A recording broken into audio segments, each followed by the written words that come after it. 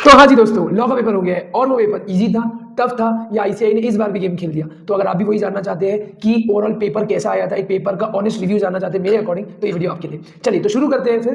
जैसे कि आप सबको पता है, आज C inter corporate under loss का पेपर था। बच्चे बहुत खुशी से गए थे पेपर देने और बच्चों के मैसेज देखने के बाद मुझे समझ में आया कि हाँ, वो खुशी मेंटेन हुई है। आईसीआई ने इतना तगड़ा पेपर नहीं दिया, ठीक है। जैसा बस ये बोल सकता हूँ मैं, ओवरऑल कंक्लूजन अगर आपको पहले ही बता दूं तो it was a lengthy paper of course, because MCQ भी अगर आप देखोगे और ये लिखने का भी देखोगे, कुछ कुछ जगह पे डायरेक्ट क्वेश्चन थे, लिमिट्स पूछ रहा है, फेमा है, बहुत सारी ऐसी अच्छी चीजें। तो मैंने ना एक्चुअली आपके लिए वो पेपर को डिकोड करके पूरी एक लिस्ट बना दी है, ठीक है, कि पेपर में कहाँ कौन से क्वेश्चंस कैसे पूछे गए। तो ये वीडियो आपके लिए, अगर आप चाहते हो, अगर आप मेरे साथ 2 से 3 मिनट बने रहोगे तो आपको मैं डेप्थ एनालिसिस दूंगा। ये वीडियो केवल उन बच्चों के लिए नहीं है जो अभी एग्जाम दे के आए, ये वीडियो मेनली उन बच्चों के लिए है जिनका मई या सितंबर में एग्जाम है, so that they can know ICI ने अभी क्या पूछ लिया है, तो they can prepare very well.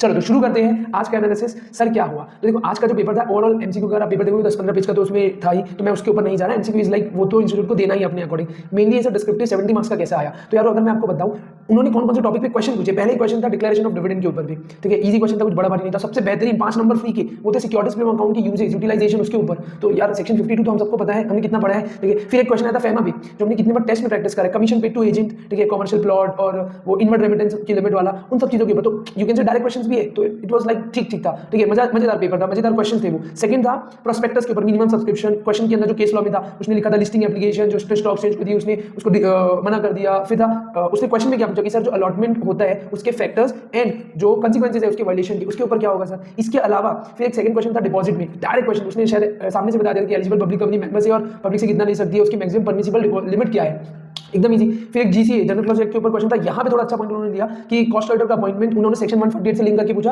मतलब कैसे, उसके टाइम लिमिट वगैरह पे उन्होंने गए और उन्होंने एक वर्ड ऑफेंस जो डेफिनेशन जीसीए में दिया है उसके अकॉर्डिंग पूछ लिया कि जीसीए के अकॉर्डिंग ऑफेंस का डेफिनेशन क्या होता है, वो बता दो यार, बढ़िया था। फिर एक क्वेश्चन जो क्वेश्चन नंबर 3 था, उसका जो ए वाला पार्ट था, वो नेम रिजर्वेशन इनकॉर्पोरेशन के ऊपर एक क्वेश्चन पूछ लिया, समझो। उन्होंने टाइम लिमिट पूछा जो 20 डेज का होता है, उसकी वैलिडिटी, रजिस्टर ऑफिस क्या होना चाहिए 30 दिन के अंदर जहां से इनकॉर्पोरेशन होता है, उसके ऊपर क्वेश्चन था। कमेंसमेंट ऑफ बिजनेस पे मुझे क्वेश्चन दिखा, ठीक है, तो ये बढ़िया था। फिर चार्जेस के ऊपर क्वेश्चन था कि उसका जो रजिस्टर में एंट्री करनी होती है उसकी कंसीक्वेंसेस कौन मेंटेन करेगा क्या। और बेहतरीन क्वेश्चन था जो आईओएस से आता है, इंटरप्रिटेशन ऑफ स्टैट्यूट्स, वो था रूल ऑफ बेनिफिशियल कंस्ट्रक्शन और एक्सेप्शनल कंस्ट्रक्शन का डायरेक्ट डिफरेंस बिटवीन, तो इट वाज ओवरऑल बढ़िया था। उसके अलावा फिर अगर मैं आपको और बताऊं, मैंने डायरेक्टली उसका एक समरी बना लिया है, ठीक है। फिर क्वेश्चन था authentication of balance sheet, OPC के केस में कौन करेगा, ठीक है। एलएलपी का बेहतरीन क्वेश्चन था जो मैं बहुत टाइम से बोल रहा था यार ये आने का चांसेस है, और देखो आ गया वो। कॉम्प्रोमाइज अरेंजमेंट क्रेडिटर के साथ करना है तो उसके रिगार्डिंग कुछ कुछ चीजें थी। फिर एक नंबर क्वेश्चन था कि हमको इंटरप्रिटेशन ऑफ स्टैट्यूट्स की नीड, की रिक्वायरमेंट्स क्यों है, कौन से सर्कमस्टेंसेस जिसमें हमको उसकी नीड होती है, तो वो एक बेहतरीन क्वेश्चन था। फिर फॉरेन कंपनी के ऊपर क्वेश्चन आया कि फॉरेन कंपनी अपने जो फाइनेंशियल स्टेटमेंट है वो कब फाइल करेगी, कैसे टाइम लिमिट क्या है, उसके डॉक्यूमेंट्स क्या क्या अटैच करेगी साथ में, इसके ऊपर क्वेश्चन था। एलएलपी में जो पार्टनर्स का अगर एड्रेस वगैरह चेंज हो रहा है तो उसको कम्युनिकेट करना, और अगर हमने जो पार्टनर का एडमिशन होता है उसमें कोई डिफॉल्ट किया तो उससे रिलेटेड केस था।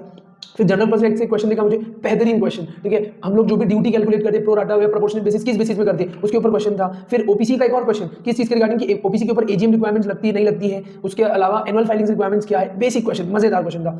फिर डिफरेंस बिटवीन था, मैं हमेशा बोलता हूं, मैं हर बैच में बोलता हूं, कई सारे बच्चे इसको ध्यान नहीं देते कि मोशन और रिजोल्यूशन, ठीक है, क्या बेहतरीन क्वेश्चन यार, मोशन और रिजोल्यूशन में डिफरेंस क्या होता है, ठीक है। मैंने अभी जो रिसेंट बैच पढ़ाई है ना उसमें भी ये चीज उनको इंपॉर्टेंट बताई, देखो इस बार पूछ लिया। फिर उसके अलावा सेक्शन 115 स्पेशल नोटिस और उससे रिलेटेड रिक्वायरमेंट्स के ऊपर ऑप्शन में क्वेश्चन था। उसके अलावा बेहतरीन चीज यार, अभी हमने लास्ट प्रैक्टिस बैच में प्रैक्टिस करा था एक्सबीआरएल एओसी4 के ऊपर क्वेश्चन कि एओसी4 एक्सबीआरएल फॉर्मेट किसको जरूरी है और किसको उसमें मतलब फाइल करना जरूरी है, तो वो रिक्वायरमेंट्स थी। इसके अलावा फेमा डायरेक्ट क्वेश्चन कि कंपनी अगर बिना आरबीआई के अप्रूवल से डोनेशन देना चाहती है तो दे सकती कि नहीं, और क्या लिमिट है, ऐसा कुछ। और हाँ, और आरबीआई की अप्रूवल जरूरी है कि अगर हम लोग कोई इन्वेस्टमेंट जो इंडिया में लाया उसका रेमिटेंस करे, उसके ऊपर कुछ क्वेश्चन था। तो it was like not a भारी question paper, it was all acceptable, बढ़िया क्वेश्चन पेपर था।